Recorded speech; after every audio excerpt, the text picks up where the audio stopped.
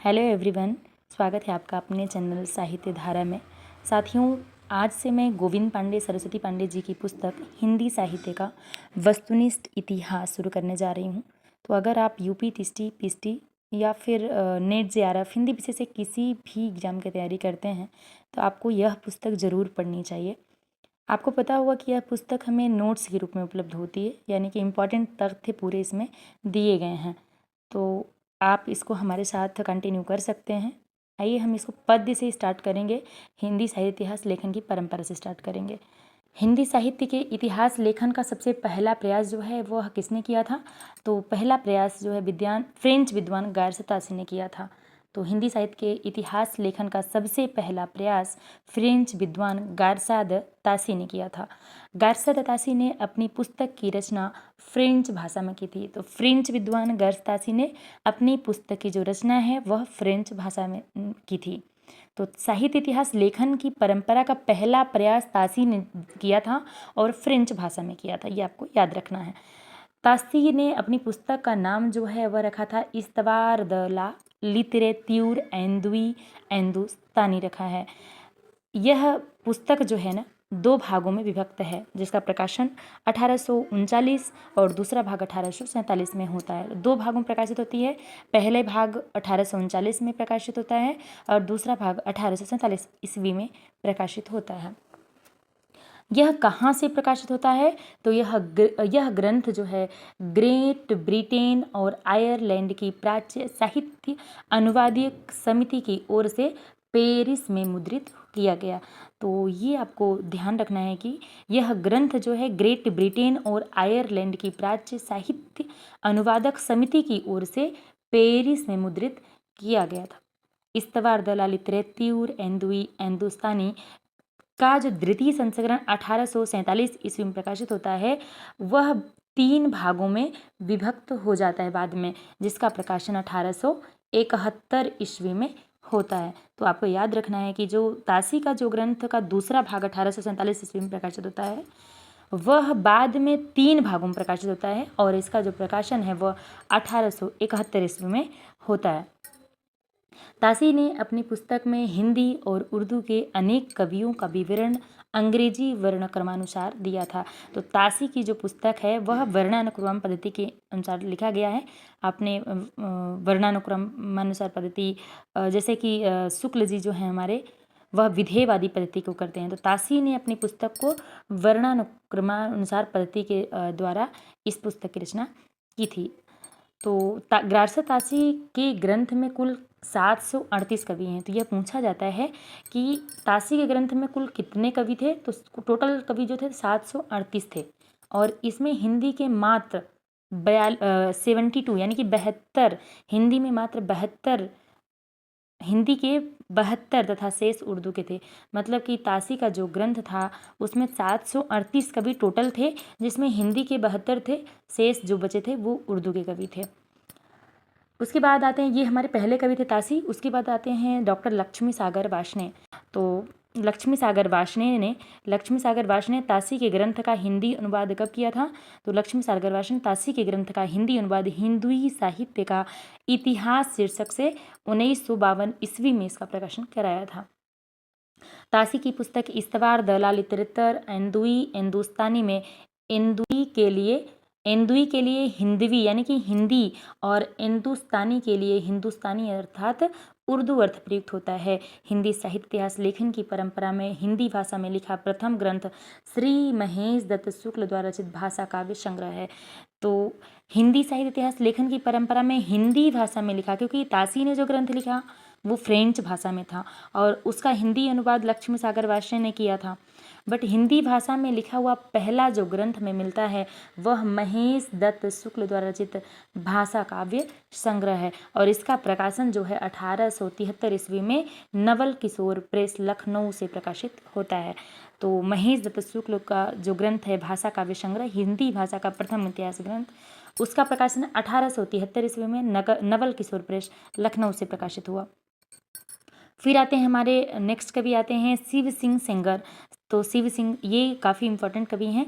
शिव सिंह सेंगर ने शिव सिंह सरोज नाम से हिंदी भाषा में दूसरा महत्वपूर्ण इतिहास ग्रंथ रचा। तो पहला हिंदी भाषा में पहला ग्रंथ किसका हो जाता है?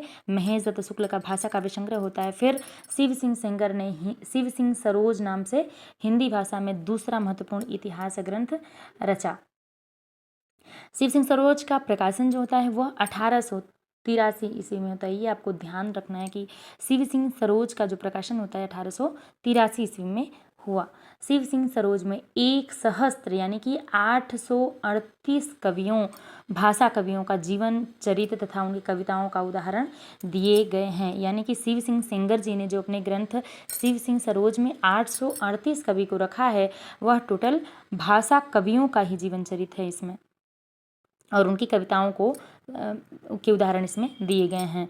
अगले आते हैं सन 1888 ईस्वी में एशियाटिक सोसाइटी ऑफ बंगाल की पत्रिका के विशेषांक के रूप में ग्रियर्सन द्वारा, तो ग्रियर्सन का जो ग्रंथ है the modern vernacular literature of Hindustan, Grierson का ग्रंथ है the modern vernacular literature of Hindustan, इसका प्रकाशन 1888 ईस्वी में एशियाटिक सोसाइटी ऑफ बंगाल की पत्रिका के विशेषांक के रूप में होता है। जॉर्ज ग्रियर्सन का द्वारा रचित the modern vernacular literature of Hindustan को सच्चे अर्थों में हिंदी साहित्य का पहला इतिहास ग्रंथ माना जाता है। तो ये क्वेश्चन आता है कि सच्चे अर्थों में हिंदी साहित्य का पहला इतिहास ग्रंथ किसका माना जाता है? तो आंसर होगा कि जॉर्ज ग्रियर्सन द्वारा रचित the modern vernacular literature of Hindustan का सच्चे अर्थों में हिंदी साहित्य का पहला इतिहास ग्रंथ माना जाता है। ग्रियर्सन ने अपने ग्रंथ में टोटल 952 कवियों को स्थान दिया था। तो ग्रियर्सन ने अपने ग्रंथ में टोटल कितने कवियों को स्थान दिया था? तो 952 कवियों को शामिल किया था ग्रियर्सन ने अपने ग्रंथ में। उधर अभी हमने देखा था जस्ट किसको? शिव सिंह सरोज। शिव सिंह सरोज ने 1888 में 838 कवियों को स्थान दिया था अपने ग्रंथ,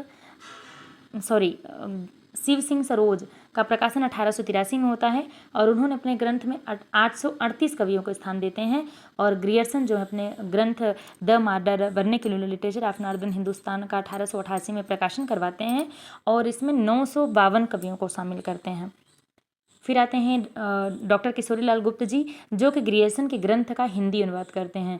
तो डॉक्टर किशोरीलाल गुप्त ने the modern vernacular literature of northern Hindustan का हिंदी साहित्य का प्रथम इतिहास शीर्षक से इसका अनुवाद करते हैं सन 1857 ईस्वी में। 1857 ईस्वी में किशोरीलाल गुप्त जी ने ग्रियर्सन के ग्रंथ का हिंदी अनुवाद करते हैं। ग्रियर्सन ने कवियों और लेखकों का काल क्रमानुसार वर्गीकरण तथा उनकी प्रवृत्तियों को स्पष्ट किया है। तो ताशी ने वर्णन क्रम पद्धति के अनुसार किया था। अब ग्रियर्सन जो है ये काल क्रमानुसार पद्धति के अनुसार वर्गीकरण करते हैं, यानी कि कवियों के कालक्रम को ध्यान में रखते हुए वर्गीकरण करते हैं।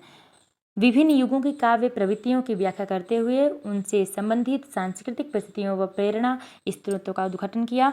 प्रस्तुत ग्रंथ को विभिन्न कालखंडों में विभक्त किया गया है तथा प्रत्येक अध्याय काल विशेष का सूचक है। तो ग्रियर्सन का ग्रंथ जो है प्रत्येक अध्याय जो है यह कालखंडों में विभक्त किया गया है और प्रत्येक अध्याय जो है ये काल विशेष का सूचक है। जॉर्ज ग्रियर्सन ने प्रथम बार हिंदी साहित्य का भाषा की दृष्टि से क्षेत्र निर्धारण करते हुए संस्कृत, प्राकृत एवं अरबी फारसी मिश्रित उर्दू को उससे पृथक किया। तो यानी कि ग्रियर्सन ये पहले विद्वान हैं जिन्होंने हिंदी साहित्य का भाषा की दृष्टि से संस्कृत, प्राकृत, अरबी, फारसी मिश्रित अलग अलग उर्दू इनके कवियों को अलग अलग करके और यह ग्रंथ स्थापित किया। हिंदी साहित्य के विकास क्रम का निर्धारण ग्रियर्सन ने हिंदी साहित्य के विकास क्रम का जो निर्धारण है वह चारण काव्य, धार्मिक काव्य, प्रेम काव्य, दरबारी काव्य के रूप में करते हैं। तो ये क्वेश्चन इंपॉर्टेंट है। ग्रियर्सन ने अपने ग्रंथ का जो निर्धारण है वह 4 कालों करते हैं: चारण काव्य, धार्मिक काव्य, प्रेम काव्य, दरबारी काव्य के रूप में करते हैं। 16वीं 17वीं शताब्दी के युग भक्ति काल, यानी भक्ति काल का समय क्या रहता है? 16वीं 17वीं शताब्दी का युग। तो 16वीं 17वीं शताब्दी के युग भक्ति काल को हिंदी का स्वर्ण युग मानना ग्रियर्सन की महत्वपूर्ण उपलब्धि है। तो क्वेश्चन ऐसे आता है कि भक्ति काल को स्वर्ण युग किसने कहा है? तो भक्ति काल को यानी कि 16वीं 17वीं शताब्दी के युग भक्ति काल को हिंदी का स्वर्ण युग जो है ग्रियर्सन की महत्वपूर्ण उपलब्धि रही है। फिर आते हैं मिस्र बंधु। तो मिस्र बंधुओं ने मिस्र बंधु विनोद नाम से इतिहास ग्रंथ की रचना की। मिस्र बंधु विनोद नाम से इतिहास ग्रंथ की रचना की है। मिस्र बंधुओं में 3 लोग आते हैं, 3 भाई मिलकर यह इस ग्रंथ की रचना करते हैं। कौन कौन? गणेश बिहारी, श्याम बिहारी तथा सुखदेव बिहारी मिश्र जी आते हैं। तो ये भी इम्पोर्टेंट है कि गणेश बिहारी, श्याम बिहारी तथा सुखदेव बिहारी मिश्र जी मिलकर मिस्र बंधुओं में 3 आते हैं, गणेश बिहारी, श्याम बिहारी, सुखदेव बिहारी मिश्र जी, और इनकी रचना है मिस्र बंधु विनोद। मिस्र बंधु विनोद जो है 4 भागों में प्रकाशित होती है। मिस्र बंधु विनोद 4 भागों में विभक्त है, जिसका प्रथम 3 भाग का प्रकाशन 1913 ईस्वी में होता है और चतुर्थ भाग जो है 1934 ईस्वी में प्रकाशित होता है। तो मिस्र बंधु विनोद का जो ग्रंथ है मिस्र बंधुओं का जो मिस्र बंधु विनोद ग्रंथ है वो 4 भागों में प्रकाशित होता है। प्रथम 3 भाग 1913 में होता है और चतुर्थ भाग का प्रकाशन 1934 में होता है। मिस्र बंधु विनोद में 4591 कवियों का जीवन वृत्त वर्णित किया गया है। तो अब मिस्र बंधुओं ने अपने ग्रंथ में कितने कवि को स्थान दिया है? तो 4591 कवियों को स्थान दिया है। अभी जस्ट हमने शिव सिंह सेंगर को पढ़ा था, तो शिव सिंह सेंगर ने अपने ग्रंथ शिव सिंह सरोज में 838 कवियों को स्थान दिया था। 838 कवियों को स्थान दिया था। और ग्रियर्सन का भी हमने पढ़ा था, ग्रियर्सन ने 952 कवियों को स्थान दिया था अपने ग्रंथ में। अभी अब ये मिस्र बंधु जो है ये 4591 कवियों को वर्णन करते हैं अपने ग्रंथ में। इसमें अनेक अज्ञात कवियों को प्रकाश में लाने के साथ ही उनके साहित्यिक को स्पष्ट करने का प्रयास भी किया गया है। मिस्र बंधु विनोद में कवियों का सापेक्षिक महत्व निर्धारित करने के लिए उनकी 4 श्रेणियां बनाई गई थी। हिंदी साहित्य इतिहास लेखन की परंपरा में आचार्य रामचंद्र शुक्ल द्वारा रचित हिंदी साहित्य का इतिहास सर्वोच्च स्थान है। तो हिंदी साहित्य इतिहास लेखन की परंपरा में आचार्य रामचंद्र शुक्ल का हिंदी साहित्य का इतिहास ग्रंथ जो है वो उसका सर्वोच्च स्थान है। आचार्य शुक्ल का इतिहास मूलतः नागरी प्रचारणी सभा द्वारा प्रकाशित हिंदी शब्दसागर की भूमिका के रूप में हिंदी साहित्य का विकास के नाम से 1929 ईस्वी में प्रकाशित होता है। तो ये बहुत ही इम्पोर्टेंट है कि शुक्ल जी का जो ग्रंथ है वह हिंदी साहित्य का इतिहास नागरी प्रचारणी सभा के द्वारा प्रकाशित होता है 1929 ईस्वी में। हिंदी साहित्य का इतिहास में 1000 कवियों और लेखकों को शामिल किया गया। शुक्ल जी ने यानी कि रामचंद्र शुक्ल जी ने अपने ग्रंथ में 1000 कवियों और लेखकों को शामिल किया है। तो रामचंद्र शुक्ल अपने इतिहास ग्रंथ में 1000 कवियों और लेखकों को शामिल करते हैं। फिर आचार्य रामचंद्र शुक्ल ने शिव सिंह सेंगर, जॉर्ज ग्रियर्सन तथा मिस्र बंधुओं के इतिहास को कवि वृत्त संग्रह की संज्ञा देते हैं। तो शुक्ल जी, जॉर्ज ग्रियर्सन, मिस्र बंधु और शिव सिंह सेंगर इनके इतिहास ग्रंथों कवि वृत्त की संज्ञा देते हैं। फिर शुक्ल जी लिखते हैं कि जबकि प्रत्येक देश का साहित्य वहाँ की जनता के चित्रवृत्ति का संचित प्रतिबिंब होता है, तब यह निश्चित है कि जनता की चित्रवृत्ति के परिवर्तन के साथ साथ साहित्य के स्वरूप में भी परिवर्तन होता चला जाता है। आदि से अंत तक इन्हीं चित्रवृत्तियों की परंपरा को परखते हुए साहित्य परंपरा के साथ उनका सामंजस्य दिखाना ही साहित्य का इतिहास कहलाता है। वेरी इंपॉर्टेंट कि शुक्ल जी लिखते हैं अपने ग्रंथ में कि जबकि प्रत्येक देश का साहित्य वहाँ की जनता की चित्तवृत्ति का संचित प्रतिबिंब होता है, तब यह निश्चित है कि जनता की चित्तवृत्ति के परिवर्तन के साथ साथ साहित्य के स्वरूप में भी परिवर्तन होता चला जाता है। आदि से अंत तक इन्हीं चित्तवृत्तियों की परंपरा को परखते हुए साहित्य परंपरा के साथ उनका सामंजस्य दिखाना ही साहित्य का इतिहास कहलाता है। जनता की चित्तवृत्ति बहुत कुछ राजनीतिक, सामाजिक, सांप्रदायिक, धार्मिक परिस्थिति के अनुसार होती है। वेरी इंपॉर्टेंट, ये बहुत ही ज़्यादा इंपॉर्टेंट है कि क्वेश्चन ऐसे ही आता है कि शुक्ल जी ने जनता की चित्तवृत्ति की परिस्थिति किसके अनुसार दी है, तो राजनीतिक, सामाजिक, सांप्रदायिक और धार्मिक परिस्थिति के अनुसार होती है, शुक्ल जी कहते हैं। सर्वप्रथम आचार्य शुक्ल ने साहित्य इतिहास को आलोचना से पृथक किया तथा अपने विकासवादी एवं वैज्ञानिक दृष्टिकोण का परिचय दिया। आचार्य शुक्ल ने साहित्य इतिहास के प्रति एक निश्चित व सुस्पष्ट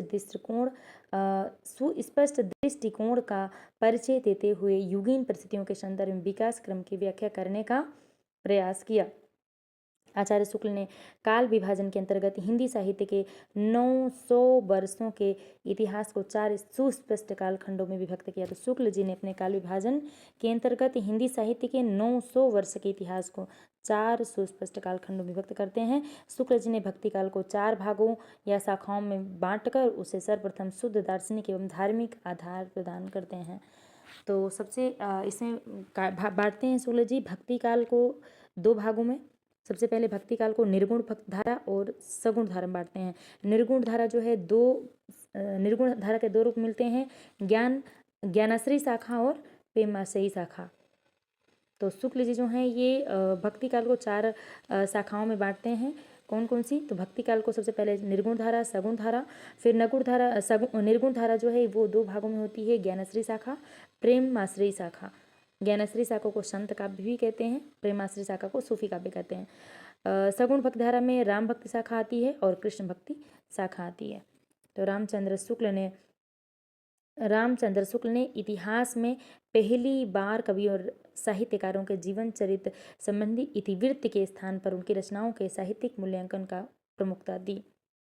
एडविन ग्रिप्स महोदय ने सन 1917 ईस्वी में अंग्रेजी भाषा में a sketch of Hindi literature नाम से हिंदी साहित्य का इतिहास ग्रंथ लिखा। तो एडविन ग्रिप्स 1977 अंग्रेजी भाषा में लिखते हैं a sketch of Hindi literature. ये हिंदी साहित्य का संक्षिप्त इतिहास ग्रंथ लिखते हैं 1917 में। उन्होंने हिंदी साहित्य के इतिहास को 5 भागों में बांटा है। एडविन ग्रिप्स ने अपने हिंदी साहित्य के इतिहास को 5 खंडों में बांटा है। 1920 में एफीके आते हैं। एफीके ने अंग्रेजी भाषा में हिस्ट्री ऑफ हिंदी लिटरेचर नाम से एक इतिहास ग्रंथ लिखा। तज़किरा सुरई हिंदी 1848 ईस्वी नामक इतिहास ग्रंथ मौलवी करीमुद्दीन द्वारा लिखा गया। इसमें कुल कवियों की संख्या 1004 है, जिसमें हिंदी के 62 कवि। इस ग्रंथ में प्रथम बार कालक्रम का ध्यान रखा गया। मतलब तज़किरा सुरई हिंदी 1848 ईस्वी नामक इतिहास ग्रंथ मौलवी करीमुद्दीन द्वारा लिखा गया, जिसमें कुल कवियों की संख्या 1004 है, जिसमें हिंदी के 62 कवि हैं। और इस ग्रंथ में पहली बार कालक्रम का ध्यान रखा गया।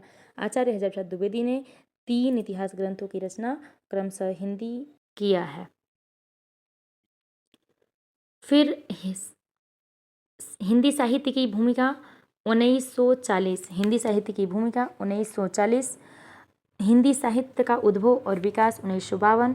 हिंदी साहित्य का आदिकाल 1952 नाम से आचार्य हजारी प्रसाद द्विवेदी ने ग्रंथ लिखा। तो आचार्य हजारी प्रसाद द्विवेदी ने अपने इतिहास ग्रंथ में परंपरा की निरंतरता का अनुशीलन करते हुए एक व्यापक इतिहास दर्शन की भूमिका तैयार की। तो हजारी प्रसाद द्विवेदी ग्रंथ हिंदी साहित्य की भूमिका 1940, हिंदी साहित्य का उद्भव और विकास 1952, हिंदी साहित्य का आदिकाल 1952 में प्रकाशित हुआ। डॉक्टर रामकुमार वर्मा। फिर आते हैं डॉक्टर रामकुमार वर्मा। डॉक्टर रामकुमार वर्मा का जो ग्रंथ रहता है वह है हिंदी साहित्य का आलोचनात्मक इतिहास। हिंदी साहित्य का आलोचनात्मक इतिहास का प्रकाशन 1938 ईस्वी में हुआ।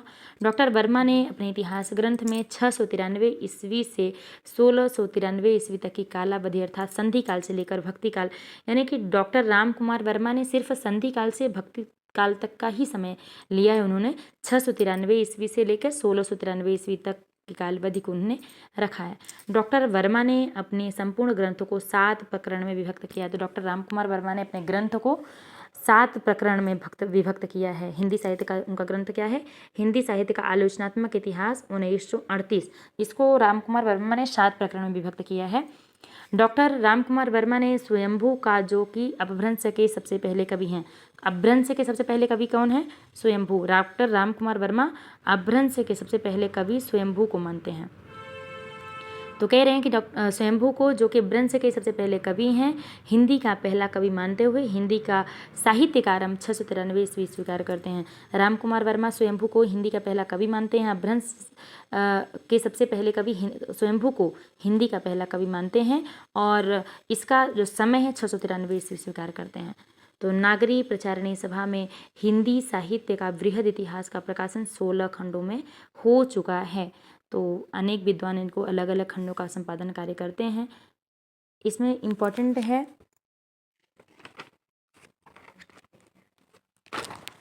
पहला इम्पोर्टेंट है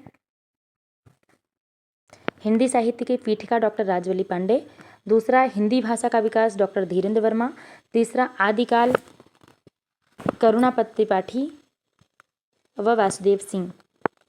भक्ति काल निर्गुण भक्ति, सगुण भक्ति देवेंद्र नाथ, ये तो इतना ही नहीं है। फिर आते हैं छठा आता है रीतिकाल रीतिबद्ध, ये इम्पोर्टेंट है। छठा रीतिकाल रीतिबद्ध डॉक्टर नगेंद्र। सातवां रीति मुक्त डॉक्टर भागीरथ मिश्र। फिर आठवां इतना इम्पोर्टेंट नहीं है। फिर 10वां इम्पोर्टेंट है उत्कर्ष काल काव्य। उत्कर्ष काल काव्य जो है ये भी डॉक्टर नगेंद्र का है।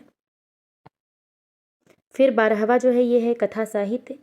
11वां उत्कर्ष काल नाटक है जो कि सावित्री सिंह दशरथ ओझा, इतना इम्पोर्टेंट नहीं है। 12वां कथा साहित्य डॉक्टर निर्मला जैन का है, ये इम्पोर्टेंट है। कथा साहित्य निर्मला जैन का संवत 1975 से 1995 विक्रम संवती। साहित्य इतिहास संबंधी प्रमुख ग्रंथ और काल विभाजन कल की क्लास में इसको हम देखेंगे। तब तक के लिए धन्यवाद।